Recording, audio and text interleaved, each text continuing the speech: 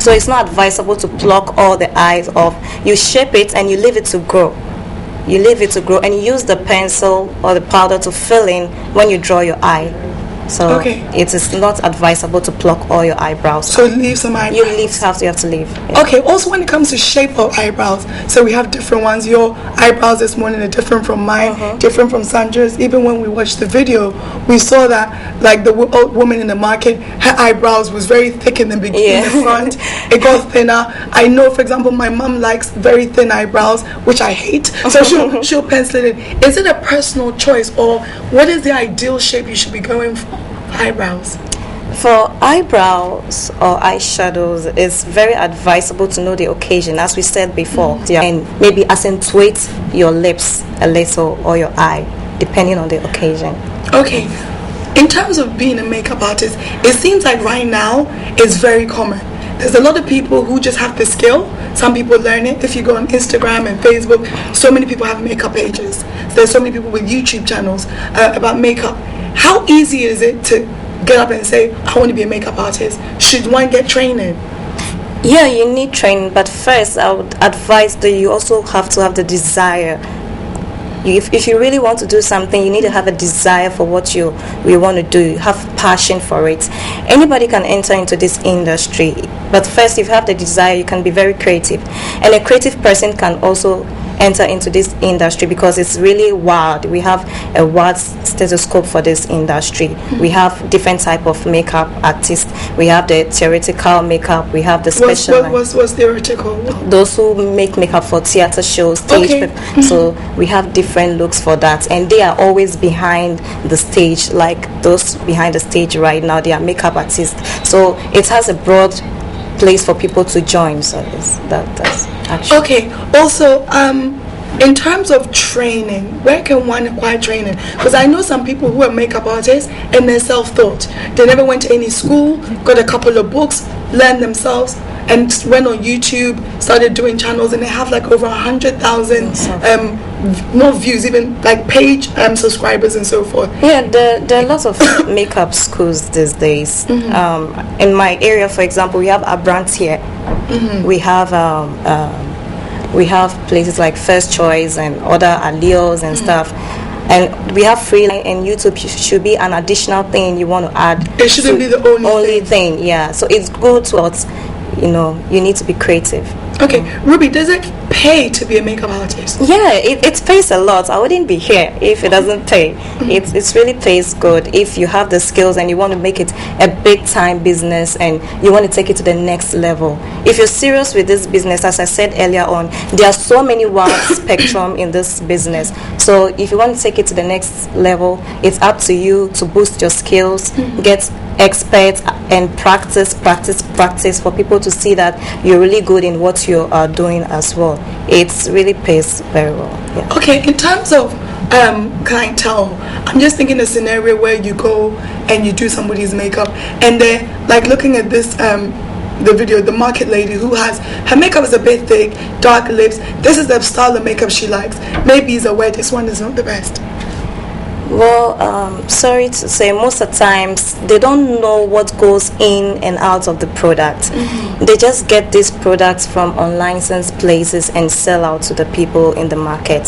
So first, the expert who knows what these things entail can get close to the person and advise the person that this is the product and it contains this which will not be good for the people. You can use first, we have Max, we have L'Oreal, we have Mary Kay. So what Mary Kay will have in its product might be different from what L'Oreal has. Maybe the foundation for Max is going to be different from what Mary Kay has. So most of the times there are some products which have irritants, alcohol, maybe abrasive scrubbing agents, which are really irritating and can have effect on people's skin. So you need to consider all those factors, that if the person uses this makeup product is going to affect him or her. You need to consider all those factors, and you that you're an expert, you know all about this, it's really good to advise. Okay, but how are you able to know that? Because most of the time as a makeup artist, would you go to a lab to ascertain what's in it, or is it just guesswork?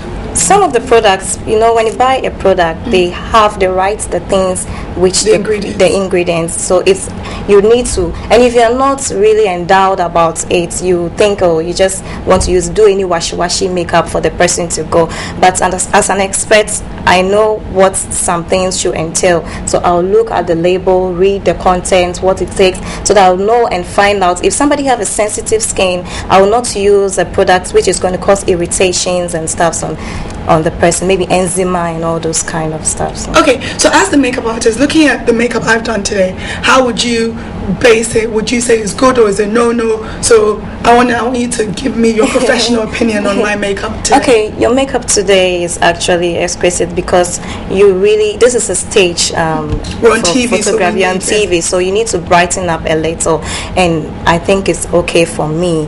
But if it's office work or something, I'll advise you to put on a little of maybe natural or neutral colors. So less possibly. But because of lightning in this place, we need to brighten up a little for it to be captured very well. So I'll advise. Okay, in the face of Ebola, a lot of people seem to be worried about makeup. I even heard someone say that, with makeup, if you use a brush on somebody because it's on someone's skin, maybe if you use that same brush without cleaning it properly on another person, people are worried that it can cause Ebola. So in the face of Ebola, is it something that makeup artists need to take more care in terms of the products they put on people's skin? And especially, I know they use the same brush on different people and so forth. This is very interesting because Ebola, actually, I learned has to do with hands and body contact. It's very true. So I think we, the makeup experts, we need to consider all those things when making up one's face, because if somebody has contracted the disease and is applying it on you, you use it on the next person, I feel it could be transmittable. So it's this best if you have different brushes, different stuffs for a particular person to make up on for this moment. Okay, Ruby, we're going to just take a pause because my colleague Sandra is standing by right now with some interactive messages about this. So over to you, Sandra. About makeup. My personal view is that makeup is just meant to enhance your features, so don't go crazy and look like a scarecrow like your guest over there said. So to Facebook now, and I have a few messages. The first one is from Marcus Mark, and he says, I don't like women with too much makeup. It makes them look scary. Right, that one about the scarecrow again. The next one is from Akushika, and Akushika says, too much of makeup makes you look old. I think it is good, but it must be done in moderation. Exactly, my views. Exactly. And then the final one, we'll go to Twitter, and I have one from Brenda Ajiman, and Brenda says, I love making up because it makes me look more attractive and sexy. I'm sure all women can share that sentiment with you.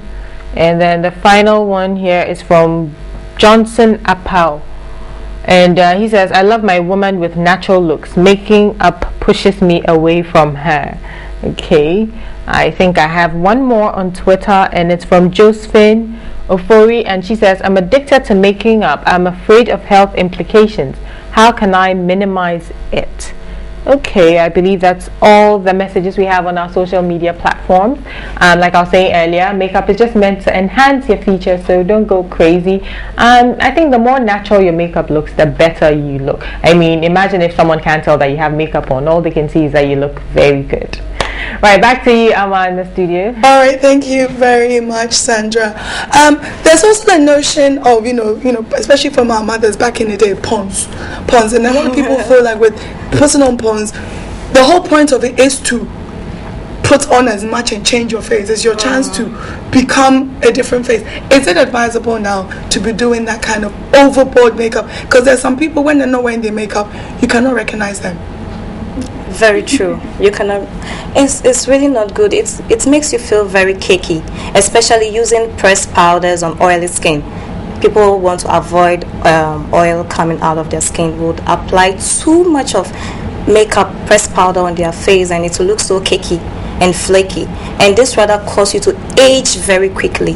So it's not really advisable to put pons, cakes here and make your face very hard and stiff like a rock. Okay, in the comments there, one person said that, you know, she's addicted to wearing makeup. Some people really like wearing it; they wear it all the time. But again, in the face of health concerns, especially with not just Ebola but so forth, what should one do, especially if you're addicted to wearing makeup? What advice would you give them?